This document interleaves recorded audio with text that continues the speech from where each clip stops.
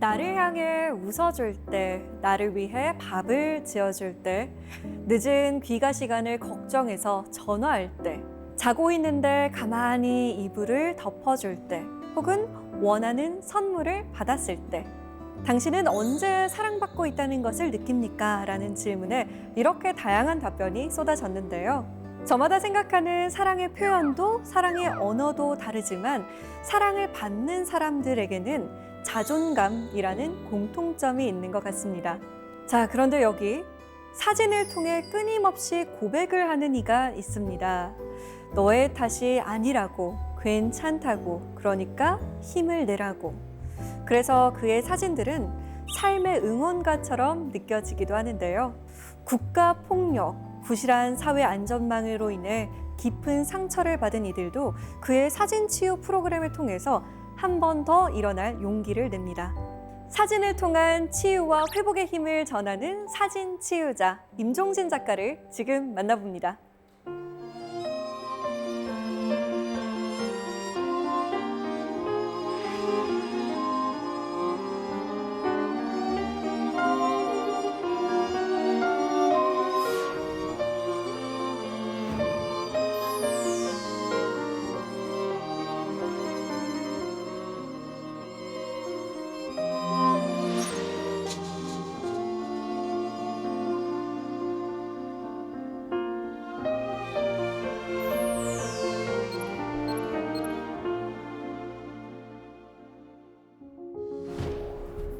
안녕하세요. 안녕하세요.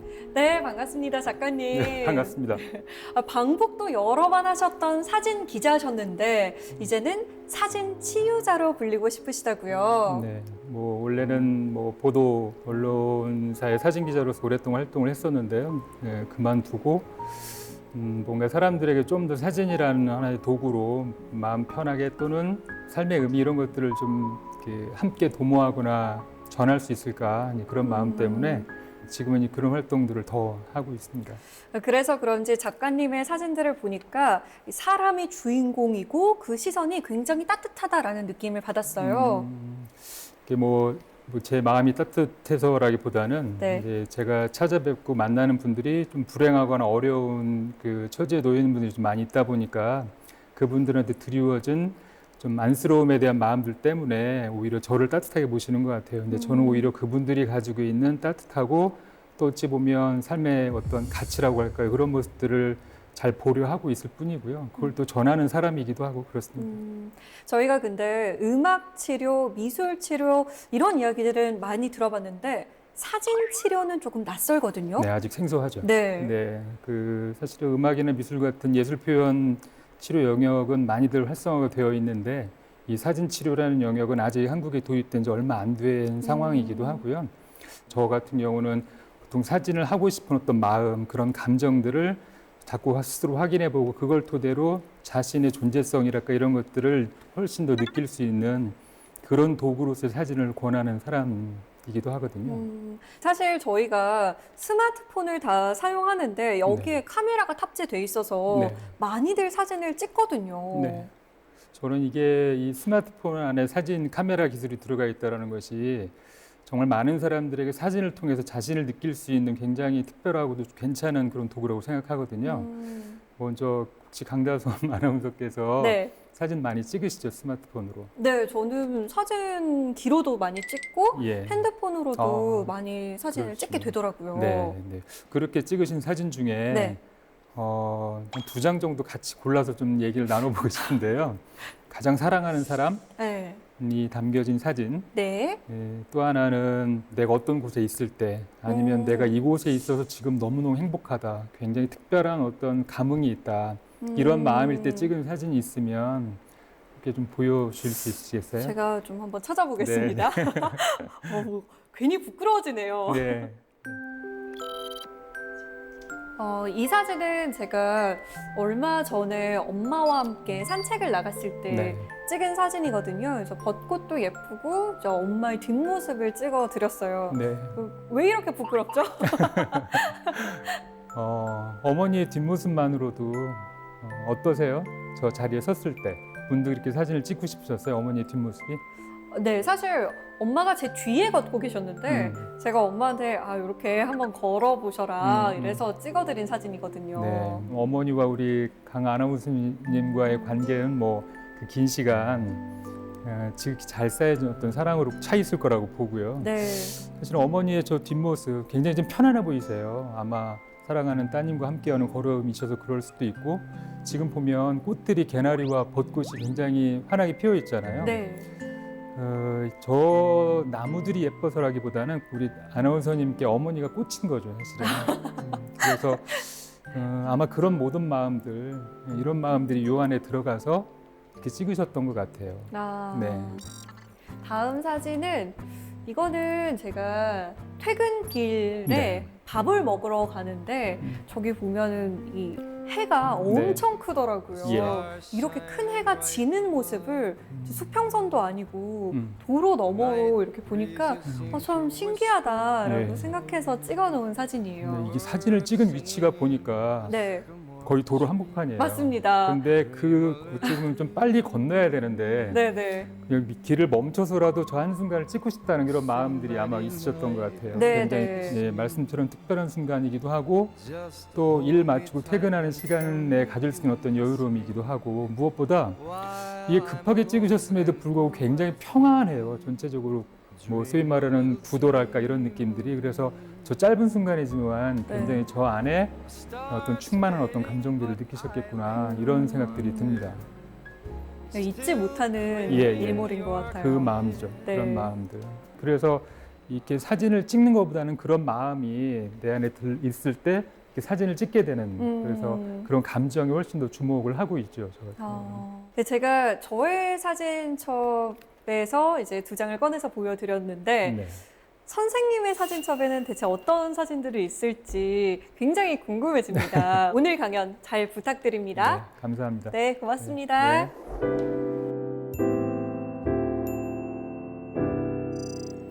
사진 많이 좋아하시죠?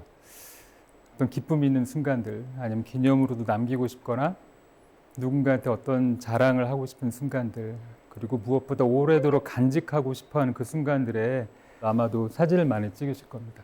특히 더군다나 이 스마트폰 안에 든 카메라 기능이 굳이 사진이라는 것을 배우거나 아니면 좀 비싸고 큰 카메라를 사지 않아도 이렇게 사진을 찍는 재미를 느낄 수 있구나 하는 마음으로 많은 분들이 사진을 찍고 즐기고 있으시죠. 그렇게 기록이나 기념으로서의 사진이라는 어떤 역할뿐만 아니라 사진이라는 하나의 행위를 통해서 나를 느끼고 또 나를 느낌으로 인해서 내가 어떠한 존재인지를, 그리고 얼마나 귀한 사람인지를 알아차릴 수 있는 그런 길들을 사람들한테 권하는 일을 하고 있는 사람입니다. 뭐 맛있는 음식을 먹을 때 사진 찍으시잖아요. 그리고 누군가한테 자랑하기 위해서 보여주기도 하고 또 간직하기도 하고, 내가 오늘 이거 먹을 수 있을 것 같아 라고 하는, 막 음식을 뜨기 전에 그런 어떤 막 기대에 찬 이런 감정에 따라 사진을 찍기도 하죠. 그런 것뿐만이 아니라 내가 사랑하는 사람, 또 나를 기쁘거나 즐겁게 하는 사람, 아니면 또 어떤 그런 공간들, 그런 사물들, 이런 것 앞에 섰을 때 사진을 찍는 이런 모든 행위들이 무엇보다 나를 이렇게 느끼는 시간이기도 해서 그런 사진들을 찍게 만드는 자신의 감정. 이 감정이라는 것은 뭐 많은 분들이 다 아시는 얘기지만 나의 어떤 상황이나 상태에 따라서 내 눈앞에 펼쳐진 그때 일렁거리는 나의 느낌 같은 거잖아요. 이제 이런 부분들이 왜 내가 이 사진을 찍고자 하는 그런 어떤 역동의 그 근본이 되고 동기가 되는지, 그런 면들에 제가 훨씬 더 집중을 많이 하고 있고, 그 면들을 통해서 사진을 잘 찍는 기술보다는 나를 느끼는 그런 시간으로서 사진들을 많이 권하고 있죠. 그런데 사진을 찍는 경우는 굉장히 많은데 그걸 일일이 살펴보는 시간들을 또 많이 안 갖기도 하고 그러거든요. 그렇다면 오늘 한번 들어가 보셔도 좋을 것 같아요. 내가 그동안 무엇을 찍어왔고 그 찍혀진 대상들은 과연 무엇이었는지, 그거를 하나하나 가만히 살펴보면 제가 생각하기에는 2가지 정도로 크게 들어가 있게 되는 것 같아요. 하나는 내가 가장 사랑하는 사람, 예외가 없이 정말 많은 커트 수가 그 안에 들어가 있기도 하고요. 그래서 한 장을 고르라고 하면 굉장히 고르기 힘든, 왜 사랑하지 않는 장면들이 없고 나에게 너무나 다 귀하기 때문에 대부분 그런 사랑하는 사람 사진이 굉장히 많이 있기도 하죠. 또 지나가다가 아주 우연적으로 너무너무 감정에 겨워서 내가 잠깐 서서 그 모습에 잠시 내 몸과 마음이 이렇게 스며드는 이런 경험을 하시는 분들이 굉장히 많이 있으실 겁니다. 그런 모습들이 사실 우리들의 스마트폰 안에는 두루두루 굉장히 많이 담겨 있는 것 같아요. 사실 미워하면 사진 잘 안 찍죠. 싫어하고 두려워하고 공포스러우면 그곳을 향해서 그 사람을 향해서 사진 잘 안 찍거든요. 내가 사랑하고 아끼고 귀하게 여기니까 찍죠. 그래서 사실은 내가 사진을 찍는다라고 하는 건 내가 나 자신의 굉장히 특별한 무언가와 함께 있을 때 찍게 되는 것 같아요. 사진은 1839년도에 발명되어졌다고 합니다. 사실 아직 200년도 채 되지 않았어요. 근데 이 사진이 발명되고 나서 많은 사람들에게 굉장히 빠르게 퍼진 이유가 있습니다.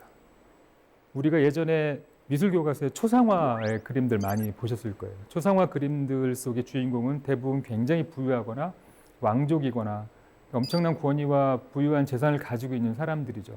모든 생명이 그렇듯이. 그래서 비싼 돈을 들여서 화가들을 불러서 자기 자신을 그리게 해서 세상에 남기려고 했죠.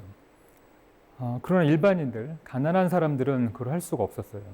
그래서 예전에 초상화들은 전부 다 굉장히 부유한 사람들의 것들로만 남아있죠.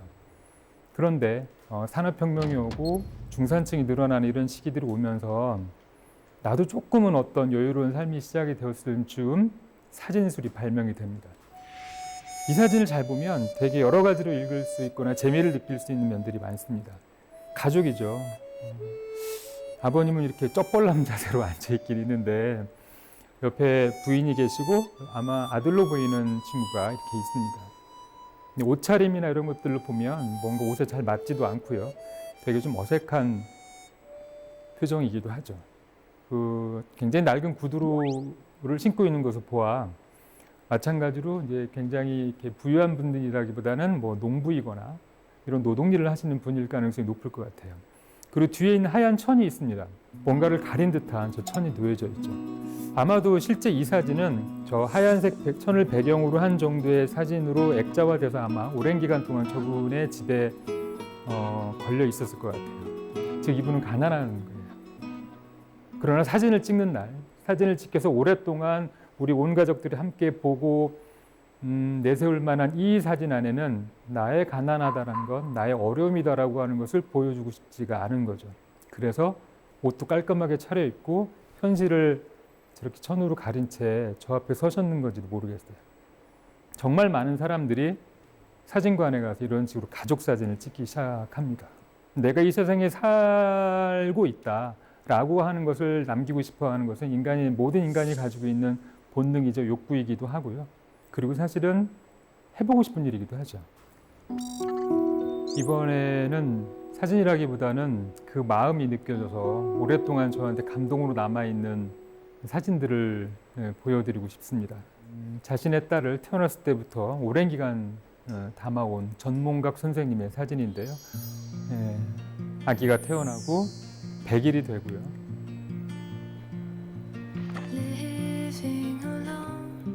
그리고 거울을 보면서 자기 자신을 느끼는 이런 모습들, 그런 것들을 아마도 우리 선생님이 굉장히 놓치지 않고 보셨던 것 같아요. No one's aware of your curious stare that you put on to get by. But I see you. Yes, I see you. And it's all 저 팔짱을 끼고 들어가는 분이 바로 이 사진을 찍은 전몽각 선생님입니다. 당신의 따님만 이렇게 바라보는 것이 아닙니다. 이 보면 아마도 연애 시절에 우리 부인 이문강 선생님이십니다. 그리고 아이를 낳고 이렇게 좋아하는 모습을 찍었는데 여기서도 사진의 어떤 프레임이나 이런 거를 보면 아이를 향한 것이 아니라 당신의 부인을 향하고 있다는 이런 마음들을 우리들이 느껴볼 수 있을 것 같아요. 그리고 어느 순간 아마도 창가에 잠시 앉아 있는 당신의 부인을 보고 깜짝 놀라셨던 것 같아요. 이 모습을 보면 얼굴에 이제 주름도 생기고 세월을 자신과 함께했던 당신의 부인을 바라본 이런 마음도 어땠을지 아마 그래서 불현듯 조용히 아마도 앉은 자세에서 이렇게 카메라를 들어 올려서 이 모습을 담았던 것 같아요. 그냥 뭐 시간이 되는 대로 찍어서 이런 사진 작업이 나왔다고 절대 말할 수 없습니다. 이렇게 오랫동안 지속적으로 사진을 찍을 수 있는 힘은 사랑하지 않으면 될 수 없는 거죠. 그 긴 시간, 그 긴 세월 동안 끊임없이 뒤처지거나 멈추거나 하지 않고 자신의 사랑하는 가족을 담을 수 있었던 가장 큰 힘은 역시 사랑이지 않을 수가 없죠. 어찌 보면 이렇듯 사진은 나라는 사람이 느낄 수 있는 이런 온 마음의 흔적들이 고스란히 다 들어가 있는 거라고 분명히 말씀드릴 수 있을 것 같습니다. 각자 모두가 가지고 있는 스마트폰에 있는 사진들은 자신에게 유용하지 사실 다른 사람들한테 크게 유용하지는 않거든요. 나에게 전부 다 귀한 순간들이기도 하고요. 이런 모습들을 우리들이 그렇게 어렵지 않게 살펴가나 볼 수 있는 것 같아요. 사진이 어떻게 자신의 자아와 맞닿는 것일까? 저는 많은 사람들에게 사진이라는 것을 통해서 나를 느끼는 방법을 권할 때 꼭 하는 여러 가지 방법들이 있는데 그 중에 하나가 자신의 어릴 적 사진을 돌아보는 것이죠. 한번 들춰보신 적 있으신가요, 최근에? 생각보다 많이 들춰보신 분들이 없으세요. 이 사진은 김수진 씨라고 저와 사진 얘기를 오랫동안 해온 한 분의 태어난 지 3개월째 됐을 정도의 사진입니다. 자기 사진 이렇게 보면 다 기분 들뜨고 막 재밌고 신기하고 그러죠. 저는 한 가지를 더 보는데 뭘 보냐면 저 파란색 옷을 입혔을 부모님의 마음, 그리고 저 지금 보면 담요가 되게 따뜻한 담요죠. 실제 저 사진에 보면 1980년 12월 며칠이라고 이렇게 사진이 글자가 찍혀져 있어요. 숫자가. 추울 때죠.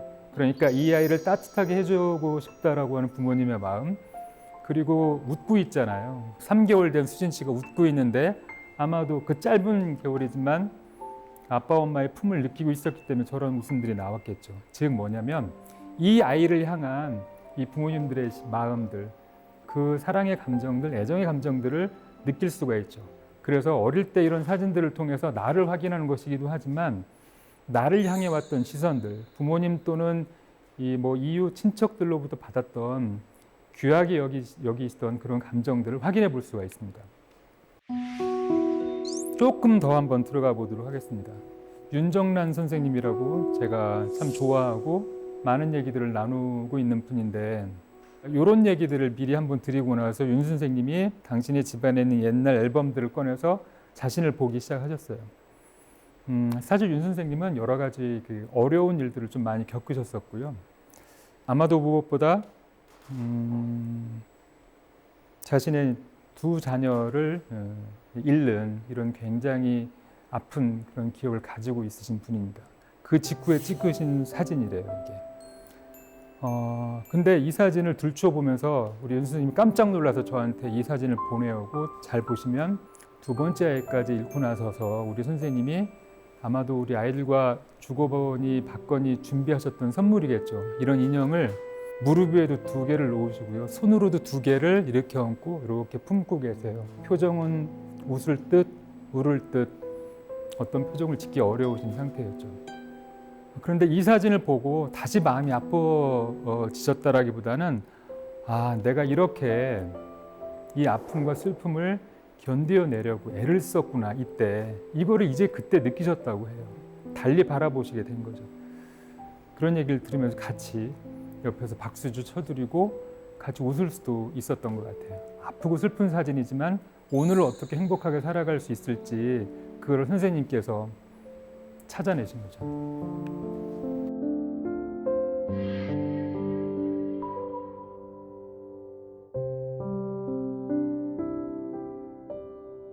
사진으로 어떤 치유의 시간들을 가질 수 있을까? 그 이야기를 조금 나눠보려고 합니다. 강자섬 아나운서 제가 몇 장의 사진을 좀 보여드리려고 하는데요. 네. 한번 같이 잠깐 볼까요? 자, 네. 요것도 있고 요것도 있고요. 네. 요것도 있고 이렇게 있어요. 아, 어때요? 사진마다 주는 느낌이 다 다른데요? 다르죠. 네. 예. 이 사진들이 되게 멋지거나 아름답거나 이런 느낌이 있으신가요? 아니요, 그런 없죠. 느낌보다는 감정을 불러일으키는 네. 것 같아요. 그렇죠. 오래전이에요. 아직 제가 현역 사진 기자 일을 하던 시기에 이 후천적 정신장애를 가지고 있는 분들과 이런 어떤 사진 프로그램을 좀 했으면 좋겠다라고 하는 제안을 받은 적이 있었어요. 처음에 이분들을 만났을 때 이분들은 집과 그 정신보건센터만 오고 갈 뿐 누군가 인연을 맺거나 어딘가를 가려 하거나 그러지 않으셨었거든요. 근데 카메라를 제가 이제 권해드렸죠. 어딘가를 가서 걷게 하고 무언가를 조금 더 바라보게 하고 무언가를 바라보게 하는 그 이유가 무엇인지를 조심스럽게 여쭙기도 하고요. 조금씩 바깥으로 나가고 또 자연 풍경 속으로 들어가고 이렇게 하는 모습들 옆에서 지켜보면서 이분들이 조금씩 거의 표현하지 않던 자신의 생각이나 감정들을 표현해내는 것을 옆에서 지켜볼 수 있었습니다. 이 사진을 찍은 사람은 저 있는 저 꽃보다 저 연탄을 바라보면서 사진을 찍었다고 해요. 따뜻하게 한겨울을 보낼 수 있었던 연탄을 보면서 자기랑 저 연탄 꽃보다는 저 연탄이랑 자기가 좀 닮은 것 같다 이런 얘기를 했었거든요. 이 사진을 찍은 사람은 정말 꽃이 되게 예뻐서 찍었다고 해요. 그러나 되게 기교적으로 뭔가를 잘 찍기 위해서 이런 거라기보다는 나에게 어떤 저게 예쁘다라고 하는 아름답다라고 하는 이런 마음을 들게 한 그 대상 앞에 서서 사진을 찍은 사진이기도 하죠. 그리고 이 사진은 본인이 만든 리본이에요. 굉장히 직접적이기도 하지만 내 자신이 무엇에 의미를 두고 있는지를 느끼면서 담아낸 사진들이기도 하죠. 굉장히 기억에 많이 남는 건 그 중에 한 분이 자신이 직접 찍은 사진 밑에 설명을 이렇게 했거든요. 글로 무언가를 표현해낼 수 없는 분들이셨어요. 그런데 굉장히 짧은 말이지만 글로 당신의 생각을 표현했었죠. 나 저곳으로 가고 싶어. 이렇게 그분은 표현하셨어요. 근데 그 사진이 뭐냐면 본인이 그늘 아래에 있어요. 그리고 저쪽 편은 빛이 환하게 들어오고 있는 장면이에요. 저는 이제 이 모습이 정말 별것도 아닌 사진, 제 자신한테는 굉장히 큰 감동을 주는 사진이자 그의 생각이었죠. 이것이 제가 기자로서의 사진이 가진 어떤 즐거움보다 이렇게 어느 누군가에게 사진을 통해서 자신을 느낄 수 있는 이런 것들을 권하는 것이 굉장히 괜찮구나, 재미있구나 이런 생각들을 하게 됐던 것 같아요. 제가 전문 사진 심리 상담사로 활동을 하고 오랫동안 해오고 있는 일이 국가폭력 피해자분들에게 이 사진을 통해서 나를 느끼고 나를 알아차릴 수 있는 이런 것들을 권하는 일들을 해오고 있는데요. 해마다 5월이면 우리가 5.18을 기억하지만 사실 잘 생각해 보면 5.18 피해자분들의 이름을 기억하는 경우는 별로 없는 것 같아요. 많은 분들이 가슴 아파하고 5월을 얘기하고 5월의 상처를 우리가 넘어서자 또 진실을 알아야 된다 이런 활동 굉장히 많이 하고 있지만 정작 피해 당사자들의 이름과 그들의 목소리가 우리들이 기억할 수 있는 장은 생각보다 많지가 않죠. 저는 이분들한테 굉장히 주목하고 있고 이분들이 카메라를 통해서 나를 느끼는 것은 물론 자신을 중심으로 한 80년 5월에 대한 이야기들을 세상에 하실 수 있도록 권해드리는 일을 하고 있습니다. 크게 보면 두 가지 방식의 사진을 통해서 자신을 느낄 수 있는 두 가지 어떤 방식의 과정들을 권하고 있는데요. 힘들지만 그 첫 번째가 상처와의 대면입니다. 자신이 가진 상처의 기억과 대면하는 과정들을 토대로 그 상처의 기억을 스스로 재해석해서 조금은 다른 생으로 전환할 수 있는 힘을 자신 안에서 나올 수 있도록 권하는 일이기도 하고요. 또 한 가지는 원존재와의 대면이라고 해서 원래의 나, 5.18을 잠시 내려놓고 원래의 나, 어릴 적의 추억, 이렇게 내가 무언가 이렇게 재미있는 유희적인 어떤 상황을 느낄 수 있는 이런 시간이나 공간과의 대면, 또 내가 굉장히 좋아하고 아끼는 사람과의 과의 대면 이런 과정들을 꾸준하게 같이 권하는 시간들을 토대로 자기 자신의 어떤 것들을 온전하게 자신의 가치를 온전하게 느낄 수 있는 이런 과정들을 권하고 있습니다. 그 중에서 우리 이성전 선생님의 이야기인데요. 먼저 상처의 대면에 우리 이성전 선생님께서 직접 이루어내신 과정들을 제가 잠시 보여드리도록 하겠습니다. 이성전 선생님은 1980년 광주 민주항쟁 당시에 시민군으로 활동을 하시다가 붙잡히셨어요. 그리고 정말 많은 고문을 받으셨고 수용 생활도 하셨어야 됐죠. 그때 받은 고문 후유증으로 지금도 몸의 한쪽을 잘 쓰지 못하십니다. 지팡이를 짚고 다니시죠.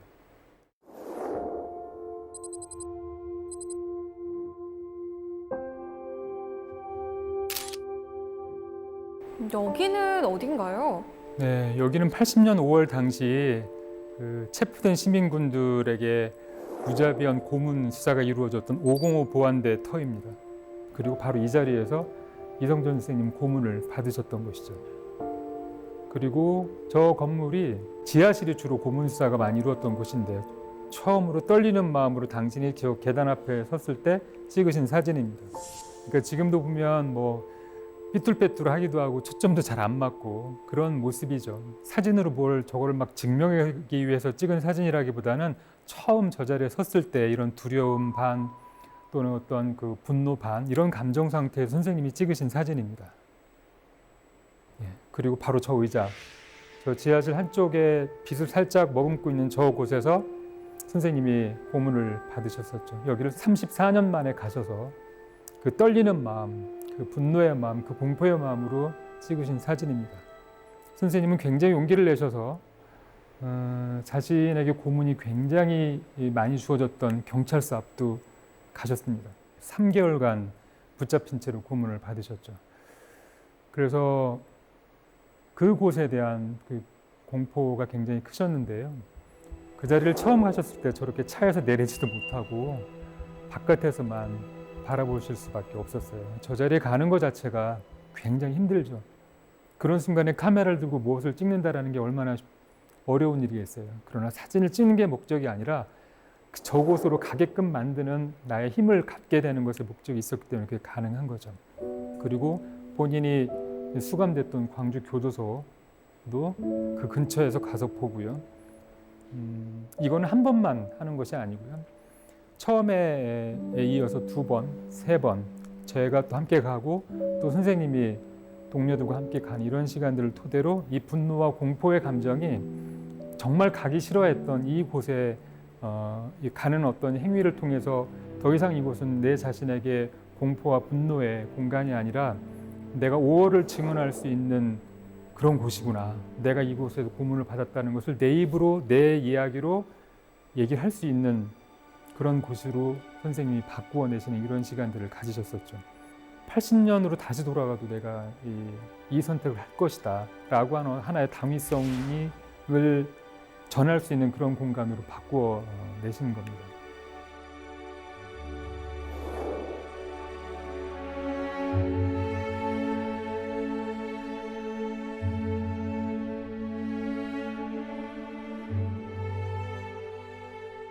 음, 2012년에 우리 광주 5.18 선생님 피해자 선생님들과 프로그램을 시작한 이후 지금까지 계속 선생님들을 만나서 다양한 형태의 치유 프로그램을, 사진 치유 프로그램을 진행을 하고 있는데요.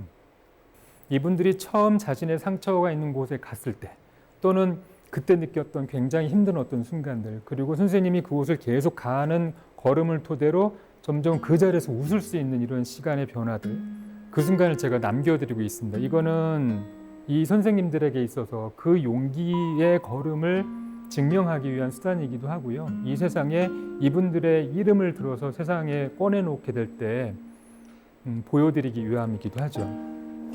광주에 가면 상무대라고 당시의 상황 이런 것들 재현해 놓은 곳이 있는데요. 여기에 밀랍 인형으로 당시의 모습들을 저렇게 만들어 놨습니다. 일반적인 관람객들은 보통 저 안으로 이렇게 잘 들어가지가 않아요. 근데 이분들은 저 안으로 훅 들어가 사진을 찍습니다. 저 이유는 뭐냐면 제가 선생님 저렇게 사진을 찍으라고 말씀을 절대 드리지 않거든요. 선생님들이 마음의 흐름대로 가서 찍으시면 됩니다 라는 말씀만 드리게 되는데, 선생님이 저렇게 서정렬 선생님이 저렇게 카메라로 밑에 들어가서 그 계엄군의 군합발 앞에 몸을 숙이고 있는 시민군의 모습을 찍은 건 바로 저게 당신이었기 때문에 그렇습니다. 저 고통스러운 모습들, 이런 모습들 속에 자신이 그렇게 있었기 때문에 이것을 보여주고 이야기하고 싶은 마음 때문에 그러신 거죠. 예, 전남 도청 자리를 바라보고 있는 모습이기도 하고요. 가서 저렇게 총 탄자국 있는 데를 서로 막 카메라를 들어서 찾고자 했던 선생님들의 모습이기도 합니다. 예, 당시의 모습을 또 막 이렇게 보여주고 있는 정홍섭 선생님의 모습이기도 하고요. 이건 황희수 선생님이 전남도청 앞에 전일 빌딩인데요. 바로 저 계단에서 선생님이 계엄군에게 잡혀서 강제로 무릎을 꿇리거나 워커발에 짓밟혀지거나 또는 머리를 땅바닥에 강제로 받게 만드는 뭐 흔히 원산폭격이라고 하잖아요. 그런 어떤 상처를 겪었던 곳입니다. 저 자리를 선생님이 정말 가지 못하셨어요. 저기를 33년 만에 처음으로 가셨는데요. 저기를 선생님이 처음에 찍으신 사진은 저 계단을 제대로 보지도 못하고 찍으셨어요. 그러다가 두 번, 세 번 저 자리를 계속 선생님이 혼자도 가고 동료들의 힘으로 가셨다가 바로 저 자리에서 이렇게 사진을 찍히기도 하고 나중엔 저 공간을 빤듯하게 찍기도 하고 그 이후에는 계엄군이 자신의 총을 겨눴던 그 자리에 가서 사진을 찍는 이런 시간까지 이루어내셨죠. 그래서 최소한 저 공간에 대해서 가지고 있는 엄청난 형식의 공포와 두려움의 이런 분노의 그 생각들을 조금씩은 덜어낼 수 있는 이런 시간들을 가질 수 있으셨던 것 같아요.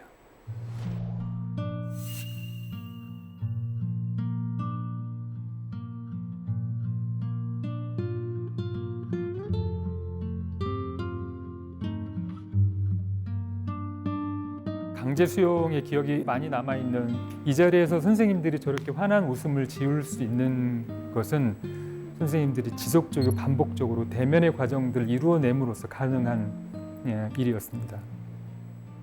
이렇게 대면의 방식을 통해서 어떤 응어리와도 같이 오랫동안 남아있었던 그런 마음들을 살피신 또 한 분 선생님 말씀을 꼭 드리고 싶어요.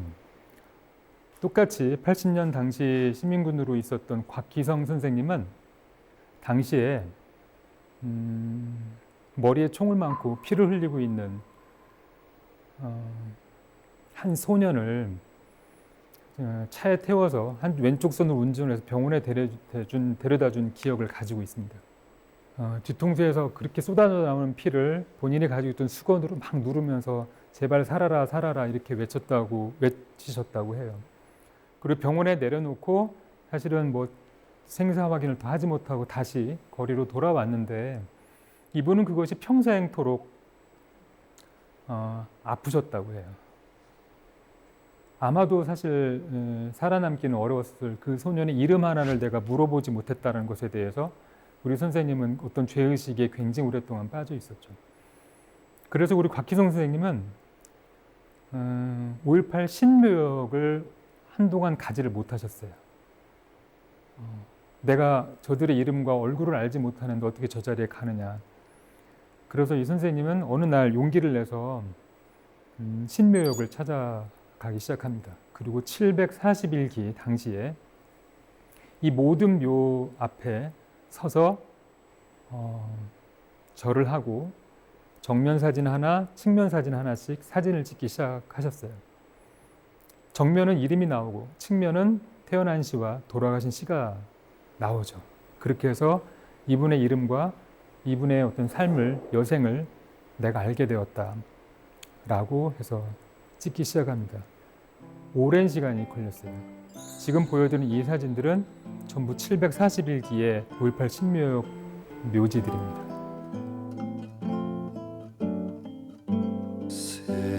세찬 바람 불어오면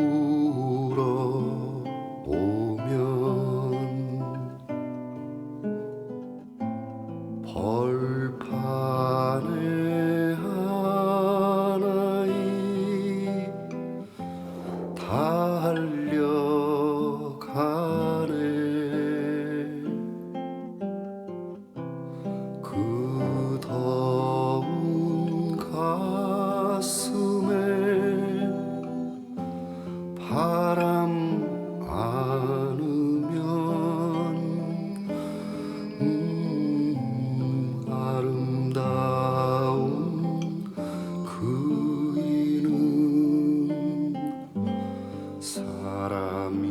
대응할 수 없는 이런 국가 권력, 잘못된 국가 권력 그 위력 앞에 자신을 이뤄야 했던 분들이 사진 행위를 토대로 통해서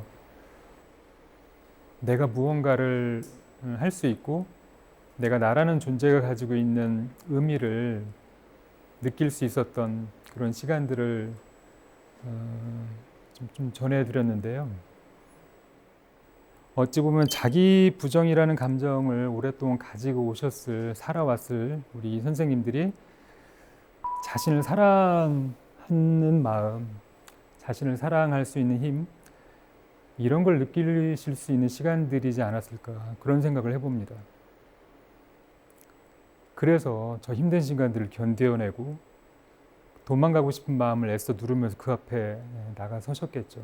자신을 사랑하지 않으면, 내가 오늘을 행복하게 살아가려고 하는 그런 마음이 들지 않는다면 이런 시간들을 갖는 건 참 쉽지 않은 것 같아요.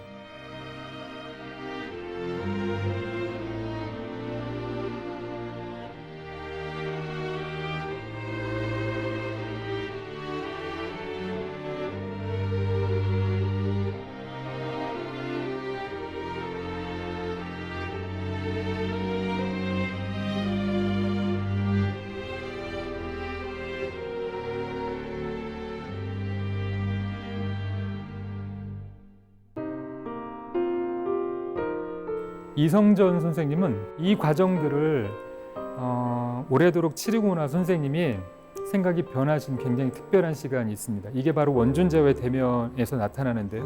지금 보면 이 사진은 저 멀리에 고목나무가 하나 있어요. 죽은 나무입니다. 저 고목나무를 보고 저게 나랑 똑같아 라고 처음에 선생님이 생각하셨어요. 몸을 쓰지도 못했고 어떤 경제활동을 하지도 못해서 사실은 적절하게 자기 자신이 이 사회 안에 또는 가족에게 어떤 큰 일들이나 어떤 뭔가 부양의 힘이나 이런 것들을 적절히 주지 못하면 선생님의 자존감이 많이 무너졌었는데, 그래서 저렇게 죽은 나무를 보고 자기라고 느끼셨던 거죠. 그러나 선생님이 조금씩 시선이 바뀌기 시작을 합니다. 어느 순간에 고목에 핀 어떤 새싹들을 보게 되고요. 무엇보다 죽은 나무에 핀 버섯을 새롭게 보십니다. 그 이전에는 저 죽은 나무에 버섯이 있는 것 있었음에도 불구하고 보지 못하셨어요. 그냥 단지 죽은 나무다만 보셨다가 그 죽은 나무에 핀 저 버섯을 보면서 저렇게 죽은 나무도 생명을 튀어내는데 내가 못할 게 뭐가 있냐, 이런 생각을 하시게 된 거죠. 지금 뭐냐면 기존에 있던 것들에 대해서 새롭게 선생님 생각을 전환해내는 이런 힘이, 내적인 힘이 생겨나신 거라고 말씀을 드릴 수가 있는 것 같아요. 그래서 우리 선생님 그동안 그 이후에 어떤 시간들을 굉장히 기쁘고 즐겁게 가지셨냐면 꽃을 엄청나게 찍으십니다. 네, 정말 우리 선생님의 카메라와 스마트폰 안에는 꽃이 엄청나게 많아요. 연세가 70이 훌쩍 넘으신 분이고 몸을 제대로 쓰지 못하시는 분인데, 당신이 어디 산책을 가거나 아니면 운동을 하기 위해서 다니는 길곳마다 곳곳마다 보여지는 이런 꽃들을 보면서 재미나게 사진을 찍으십니다. 이런 꽃들이 이전에 선생님의 주변에 없었던 게 아니죠. 그러나 다시 그것을 내가 알아차리고 느낄 수 있는 이런 시간들을 선생님이 가져내신 거예요.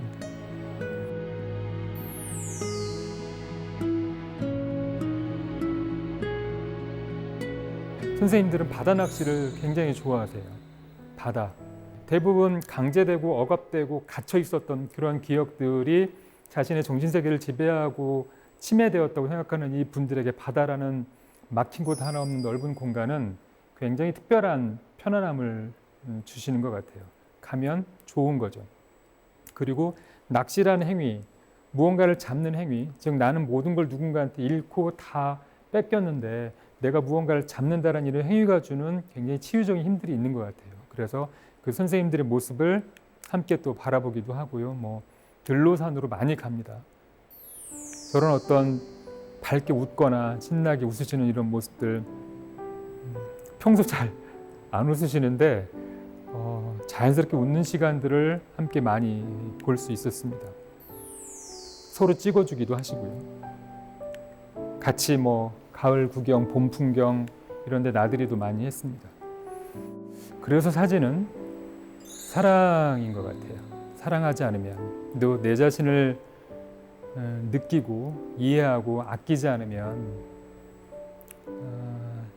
하지 않게 되죠. 무언가를 찍기 때문에 바깥을 향하는 것이 사진이지만 사진은 자신의 내면을 향한 내 마음을 확인하는, 그래서 사실은 자기 안으로 들어가는 그것이 사진일 수도 있는 것 같아요. 무엇보다 나의 마음이 쓰여지는 곳을 향한 온전한 나의 시선으로 삼아도 괜찮은 것 같아요. 바라볼 수 있다는 건 참 아름다운 일이죠. 내가 나를 바라볼 수 있다라고 하는 것. 아마도 사진은 내가 나를 바라볼 수 있는 좋은 도구로서 우리들 옆에 지금처럼 충분히 있을 수 있는 것 같습니다. 스마트폰으로 조금 더 많이, 그리고 조금 더 깊이 이 세상과 다시 한번 마주해 보시기를 권유해 봅니다. 감사합니다.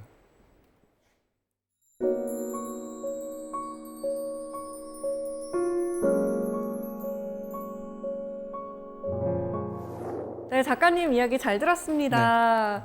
이야기를 듣다 보니까 이 사진은 찍는 게 아니라 담는 거구나라는 생각이 들더라고요. 네, 맞습니다.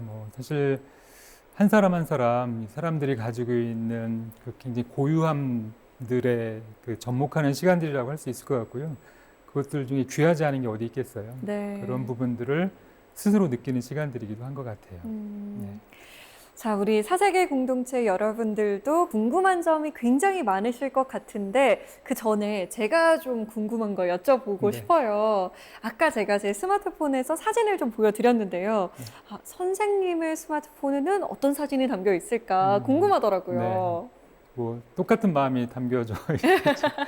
저도 같이 골라보면 네. 저도 제가 사랑하는 사람, 그리고 제가 좀 특별하게 여기진 순간들 다 저도 그 순간마다 사진을 찍습니다. 제가 결혼을 늦게 해서 네. 이제 6살 된 딸을 하나 두고 있어요. 마찬가지로 아까 윤민의 집처럼 제가 우리 딸아이를 계속 사진을 찍고 있는데 네. 사진을 찍을 때마다 정말 너무 귀하다 이런 마음을 계속 느끼고 있죠. 그러네요. 네. 마찬가지로 저희 아내의 모습이 또 있는데요. 제가 찍은 북한 사진 앞에 저희 와이프가 서 있는 모습의 사진이에요. 제가 하는 일들에 늘 공감해주고 격려해주는 저희 아내에 대한 이런 마음들, 이런 것들이 있죠. 아니, 따님하고 아내분하고 똑 닮으셨어요. 네, 우리 같이 똑같아요. 그리고 이 모습은 아까 그 고문 수사가 있었던 505 보안대인데요. 네. 이 자리에 우리 5.18 선생님들이 중 짜장면을 시켜 먹는 장면이에요. 탕수육과 짜장면을. 네, 이게 저는 얼핏 보고 공원에 피크닉 가셨나라고 생각했거든요. 그러니까 사실은 저기에 강제로 끌려가서 고문 받으셨던 땅인데 이제는 저곳에서 같이 음식을 시켜 먹을 정도로 편안해지 그런 모습을 보면서 같이 이렇게 저도 좀 굉장히 마음이 이렇게 들뜨고 그랬었거든요. 그 순간을 제가 이렇게 담아놨던 모습입니다. 자, 이번에는 시청자 여러분께서 보내주신 질문입니다. 저희가 미리 받아봤는데요. 어떤 분이 보내셨을까요? 한승우 씨가 보내주셨어요. 임종진 작가님께서는 원래 사진 기자로 시작하셨는데 어떤 계기로 사진 치유자가 되셨는지 궁금합니다. 제가 아마도 계속 늘 잊지 않으려고 하는 그런 저한테 하는 스스로 하는 질문이기도 한데요. 사실 이제 사진 기자라고 하는 것은 이 시대의 역사를 기록하는 일이고 어떤 정보나 어떤 상황들을 전달하는 어떤 그런 굉장히 중요한 일인데요. 저는 사실 그런 일보다는 사람들의 삶 안에 좀 가까이 들어가 있을 때 사진하는 사람으로 좀 행복을 느꼈던 것 같아요. 그래서 기자를 그만두고 캄보디아에 가서 한 2년 정도 한 구호기관의 활동가로 일을 하고 돌아오기도 했는데 이곳은 제가 캄보디아에 있을 때 머물던 그곳의 그 건너편 논이에요. 제가 이곳은 이제 지뢰피해 장애인 학교였는데 네. 가끔 이렇게 끝마칠 때쯤 되면 저도 저 들녘에 나가서 이렇게 산책하고 그랬었거든요. 네. 근데 어느 날 저녁 노을이 아까 우리 아나운서께서 찍으셨던 것처럼 너무너무 색깔도 좋고 아름다웠어요. 그때 그 모습을 담았던 순간이죠. 굉장히 멋지네요. 네. 그리고 이거는 이제 늦은 오후인데 저 소떼 가족들이 자신들의 집을 자기들끼리 가는 장면이에요. 근데 너무 신기한 게 앞에 리드를 하는 소와 그다음에 저 작은 어린 소들 사이에 끼고 다시 엄마 소들이 뒤로 이어지는 정말 너무너무 아름다운 장면이 내 눈앞에 펼쳐진 거예요. 이게 어떤 뭐 농부들이 이렇게 뭐 안내한 것도 아니고 자기들이 알아서. 줄을 줘서 저렇게 가는 거예요. 그래서 그 모습에 너무 놀라서 찍은 사진이고 뭐 제가 캄보디아에서 많은 부분들을 봤는데 그때 제가 스스로 너무 귀하다 이런 걸 느꼈던 순간이기도 하죠. 이 모습은 사실 캄보디아는 세계 최빈국 안에 들어가고 많은 분들이 가난한 나라다, 뭐 킬링필드의 어떤 고통의 역사를 가지고 있는 곳이다. 보통 이렇게 생각들을 많이 하게 되는데 제가 하고 있는 일들 중에 하나가 이런 개발도상국 주민들이 가지고 있는 존엄성에 대한 이야기들이기도 하거든요. 네. 근데 이 아이는 제가 있던 아까 그 지뢰피해 장애인 학교 근처에 그 논바닥에서 그 미꾸라지를 잡고 놀고 있는 소년이에요. 저런 동심의 세계를 가지고 있는 아이들의 모습을 또 많이 담기도 했었죠.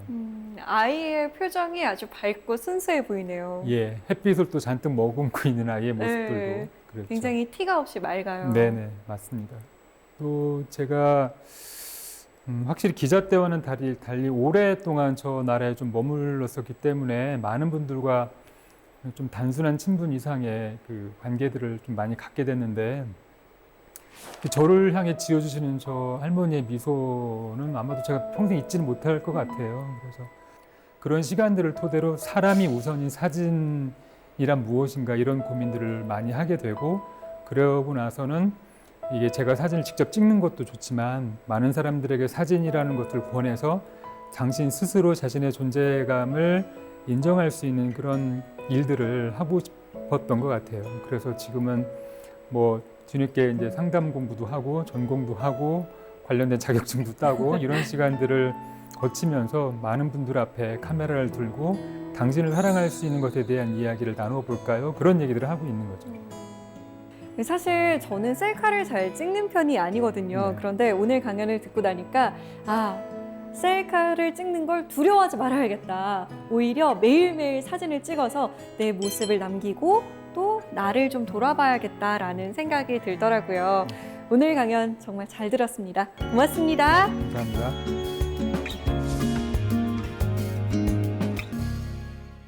사람은 자신에게 닥친 불행을 세보는 것만 좋아하고 기쁨은 세보지 않는다는 말이 있습니다.